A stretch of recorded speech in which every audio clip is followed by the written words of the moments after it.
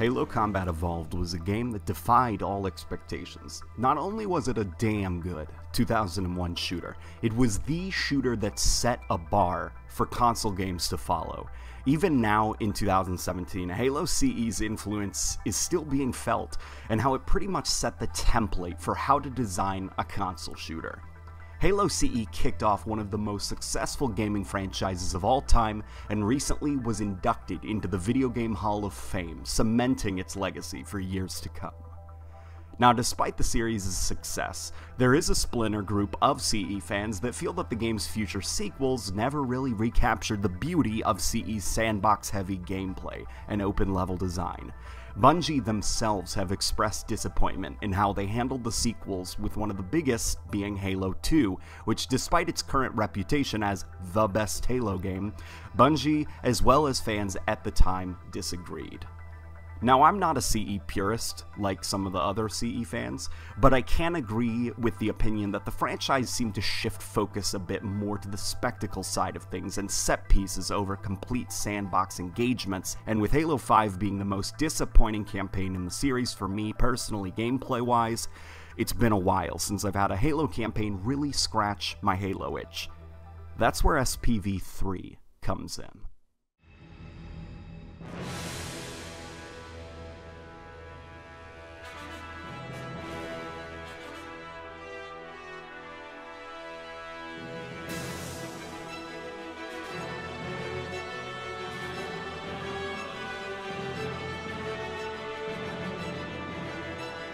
The best way I would describe Halo CE's style of engagement design is like an intense 30-second game of rock, paper, scissors. Each enemy encounter rarely lasted over a minute, but that minute or so was very intense, with you juggling back and forth between weapons and toys lying around till all the enemies were eliminated. The game's core gameplay was ridiculously simplistic, but thanks to the way that the sandbox around the simple gameplay was designed, you probably wouldn't notice how simple the gameplay actually was. In the past 5 years, Halo has opted to focus more on upgrading the core gameplay, which in my opinion hurts the very nature of Halo's simple gameplay made complex through the toys around you identity. See, people mistakenly say Halo needs to innovate, without realizing that the Halo series innovates with new additions made to its sandbox, and keeps the gameplay simple so that the sandbox is completely unrestricted and made incredibly flexible. No game understands this about the Halo series more than SPV3. At its core, SPV3 plays exactly like the classic Halo CE, but due to its numerous overhauls to the sandbox, it plays like a completely new Halo experience. I can't say that this mod adds anything to the original game, because new elements aren't simply tacked on to an existing experience. The entire game has been reworked to welcome and incorporate these new elements seamlessly. Examples of these new elements not seen in the original Halo games are the battle rifle, SMG, sentinel beam, DMR, brute plasma rifle, hunter cannons, focus rifle, etc., as well as variants and modded versions of said weapons, such as silenced firearms that allow for more stealth-focused gameplay, or under-barrel grenade launchers that act as a sort of instantly detonating grenade, allowing for very aggressive play. The game also sees new enemies such as brutes, skirmishers, wildlife on the Halo ring that you can aggravate into attacking nearby Covenant, and in the later stages of the game, Covenant that have become so desperate to fight off the Flood that they've resorted to using human weaponry, as well as multiple different classes of hunters. New equipment allows for more variety in the grenades that you get to play with, my personal favorite being the Vortex grenade. Masters and his team tastefully rebalanced aspects of this game to incorporate these new sandbox additions. The pistol is no longer the be-all, end-all. The assault rifle is more fitting for medium-range engagements to make room for the SMG, which dominates at close range. The plasma pistol is less reliable than it was in order to force the player to experiment with new weapons and strategies. And energy recharging stations actually allow for the player to refill Covenant weapon batteries so that you can continue using weapons you may find an attachment to.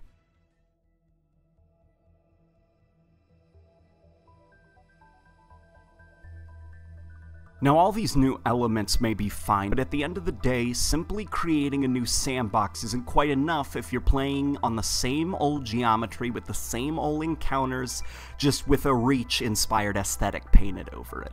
This is why Masters and his team created new environments and additions to the levels, specifically tailored to the new sandbox's strengths.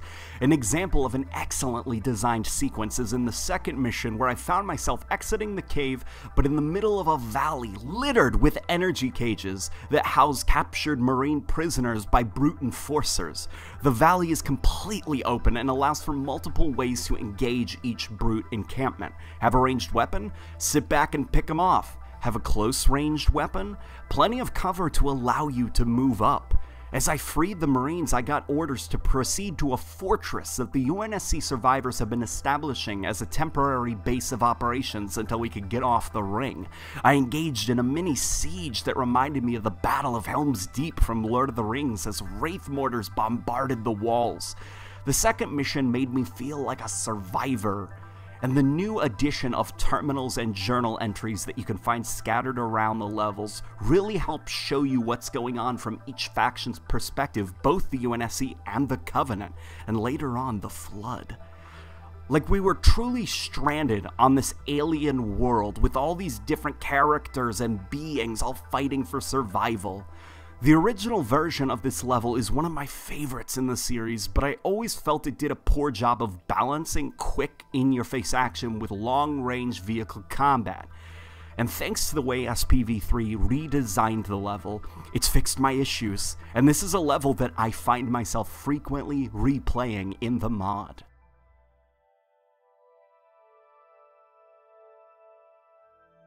Another thing I felt we had to discuss is the music of the game. While remaining faithful to the original game's score and ideas, the composer Yafet Meza does beautiful things with it. Grand is the word I would use to describe the SPV3 soundtrack.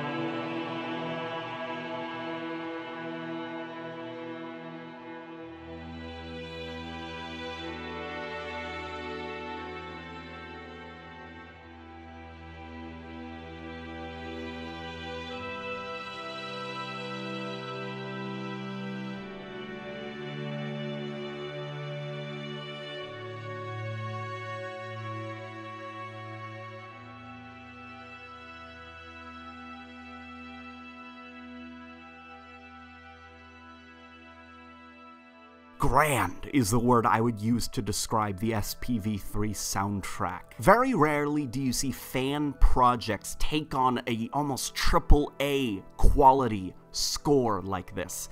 The OST felt as much a love letter to the original game as it did a unique and different take. Marty's original track felt like it was very content with simply remaining on the Halo ring and establishing the world around it. Yafet's score is aiming for the very stars themselves. Beautiful beats and vocalization propel me forward and give the ring a bigger sense of scale than ever before.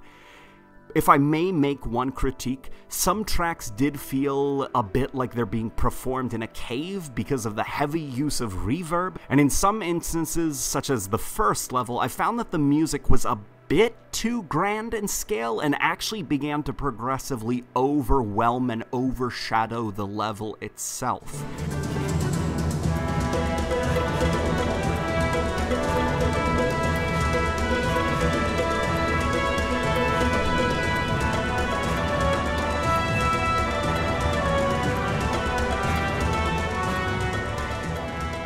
This, though, is just a minor nitpick, because as a whole, this track feels so quality. It feels so loved and nurtured, incredibly well produced, and clearly from a place of love. I don't think people will disagree when I say that the first half of Halo CE is easily its strongest aspect, with the second half starting off cool with the introduction of the Flood, and slowly falling apart into a tedious chore. How well does SPV3 handle and rework the game's notorious second half? Well, first things first, the Flood also got an SPV3 treatment. Infection forms can now take over hosts on the fly, a la Halo 3. Jackals can now become infected and join the ranks of the Flood. Fleshy biomass grows across the walls and will burst when disturbed, and you will find yourself dealing with newly gestated Flood units. SPV3 also makes an important effort to recognize that the Flood are not strong enough to support a level on their own, so the library now features a healthy mix of Covenant and Flood engagements, as well as plenty of three-way battles between the different factions and yourself. Missions such as 2 Betrayals also see a completely new atmosphere to them, which detractors of that level may enjoy. One of my favorite moments during the second half was slowly making my way down a snowy hill with a silenced BR and picking off panicked Covenant in the dark of night like this was some sort of Halo stealth game, only to immediately pick up the new heavy machine gun and begin Ramboing my way through the level. Overall, I'm very impressed with how SPV3 managed to take the game's second half and truly make the game feel strengthened by the new enemy faction, unlike the first game. If we are going to bring up negatives, I guess we can start out with the game's biggest strength, which unfortunately becomes its biggest weakness near the end. The beauty of Combat Evolved is that it never overloaded the player. Every weapon and enemy was where it needed to be. As good as variety is, too much variety can lead to the game buckling under its own weight and ambition, which unfortunately SPV3 nearly does at certain points. As cool as these new additions are, certain weapons feel a bit pointless, such as the DMR, when the carbine serves a very similar role, or the battle rifle's one-shot mode, which again, the carbine already does, but a better version of that. In certain firefights nearing the end of the game, the new additions to the sandbox really began to overwhelm me, rather than enhance my experience. As the game finally began to fire on all cylinders, everything that it had been building to dumped on me, I felt a little bit overwhelmed. Keeping it simple isn't something that SPV3 aimed to do, as its goal was to be Halo CE, but more. And there are certain moments where just maybe more wasn't necessarily better.